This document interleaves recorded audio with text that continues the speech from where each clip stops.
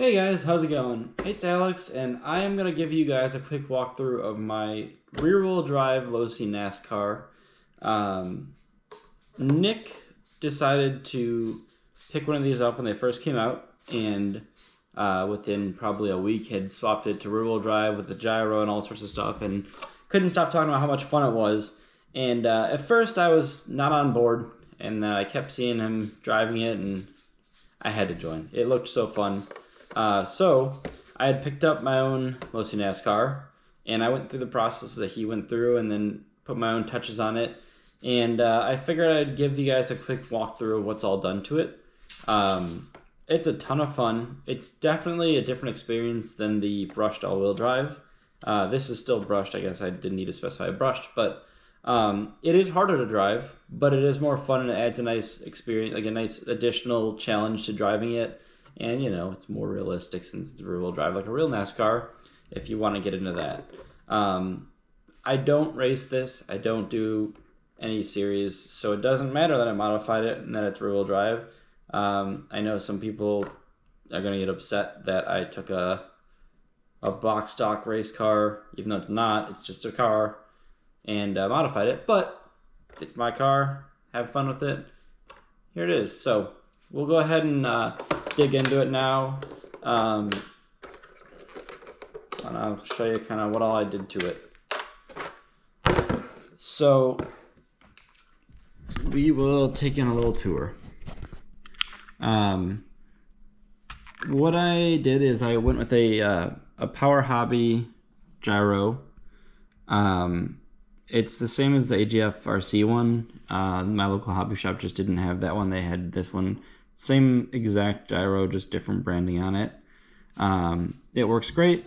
I have it secured to the servo mount, since on the NASCARs you've got enough room up here to mount it wherever you want to mount it. So I've got it adhered there. I have a AGF servo in here. I have a Hot Racing servo saver. Upgraded the fan. Added a heat sink. I have the adjustable Losi arms, so I could put some a little camber and toe in the front and get it to handle the way I wanted it to. Those were a nice addition. It definitely helped the turn-in with those. Now, I don't have this set up for oval. I have it set up just as like a road course car, just general road course stuff, and mostly just parking lot ripping. It's not, you know, a proper race setup or anything. It built it for fun, and it does that. So I've got the Hot Racing emulsion style shocks. I've got the Losi springs. I went with the yellow springs for now. I'm going to experiment with the different stiffness springs and go from there.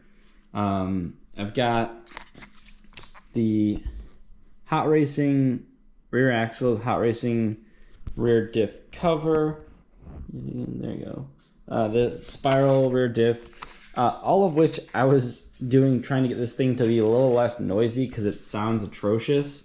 And not a single one of those changed anything. I changed the spur and pinion out with Hot Racing gears. I've tried with and without the center shaft. I tried with and without. I tried different motors, everything. I don't know. It's way louder than my other NASCARs, and gear mesh is good.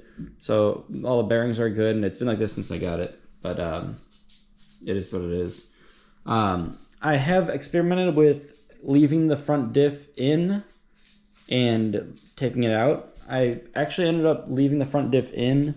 I just, as you can see, don't have the front shafts in. I liked the weight up front from the front diff being there. It helped keep a little more weight on the front wheels to keep some grip up there. That's kind of more preference, but you can run it, if you want, you can run it without the center shaft. You can run it without the front diff, all that stuff, yada, yada, yada. Or you can just take out the front axles. You basically just have to, let's see if you can see it. You just have to pull the pins out of the outer CV joint on the axle. I don't know how well you're going to be able to see it there. But then it's just left the outer hub so that you can use the outer hub for mounting the wheel, obviously. But yeah, aside from that, I'm still running the stock remote, stock motor, or stock ESC.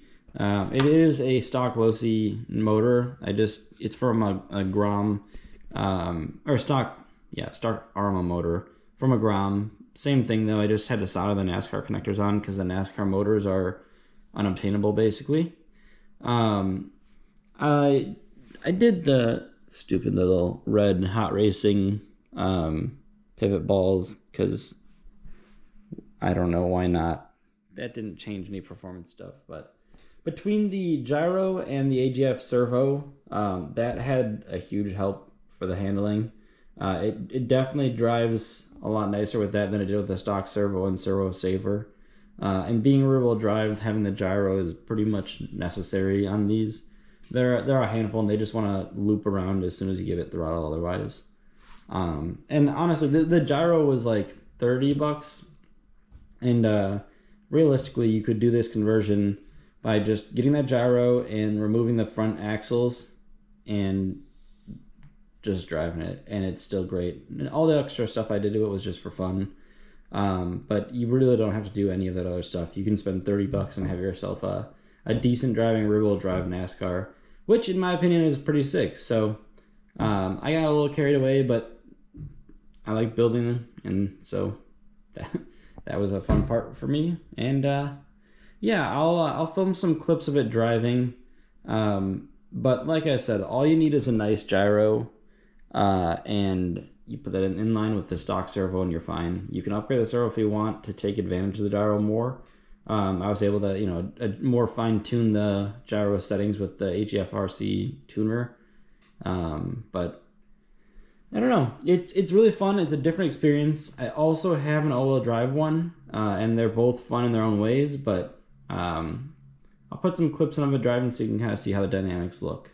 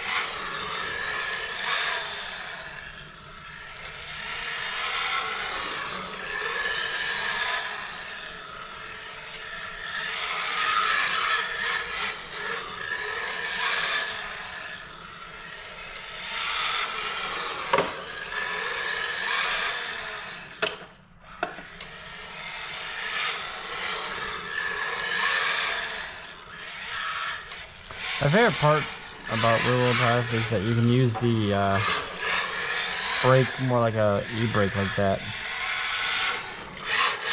So if there's like sharp corners on a road course, you can kind of brake into it and use that to your advantage.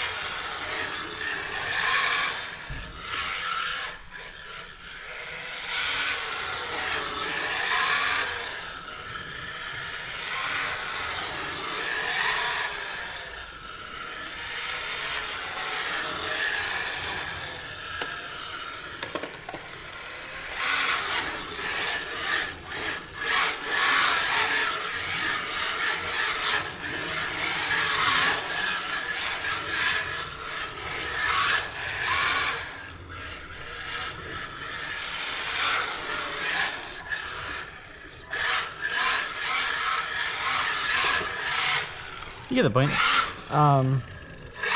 Yeah, it's fun. It's obviously I didn't do this for competitive reasons or racing or whatever. I did it because it's fun and it's something different to do with it. But it is fun. It gives you a challenge. It's a lot more difficult to control. I mean, makes sense. It's rear-wheel drive and whatever. But this, I'm also on asphalt or on blacktop with salt and everything, and it's definitely slick. So it doesn't help, but it gives you more of a challenge. I found the brushed four-wheel drive one to get kind of boring pretty quick.